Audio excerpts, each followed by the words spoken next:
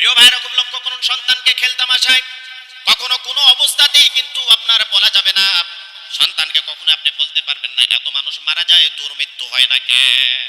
কারণ বাবা আর মার মুখটা এমন মুখ, যদি নেগেটিভ বলে তাও আর সে আজমে নক করে, আবার যখন পজিটিভ বলে তাও আর সে আজমে নক করে। এই জন্য বাবা মার মুখটা দিয়ে সন্তানের পক্ষে এবং বিপক্ষে যাই বলুক না কেন সঙ্গে সঙ্গে সেটা কবুল হয়ে যায়।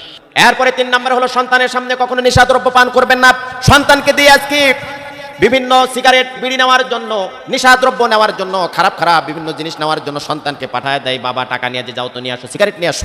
এই কথাগুলো যখন বলে সন্তান তখন মনে করে বাবা খায়, কেমন জানি স্বাদ, এমন 2-1 টান খায়। এই যে আস্তে আস্তে নষ্ট হয়ে যায় বাবা মায়ের উৎসাহিতে, বাবা মায়ের একটু ভুলের কারণে সন্তান কিন্তু নষ্ট হয়ে যায়। আজকে পারিবারিক শিক্ষা নাই, পারিবারিক শিক্ষাটা যদি আজকে থাকতো তাহলে সন্তান কিন্তু মানুষের মতো মানুষ হতো। আপনারা ফোন দিয়ে বলেন আমার সন্তান বেপরোয়া হয়ে গেছে, আমার সন্তান নষ্ট হয়ে গেল, কথা শোনে না, বকাটা ছেলেদের সাথে মিশে এবং প্রেম করে, রাতের 12টা পর্যন্ত বাড়িতে আসে না।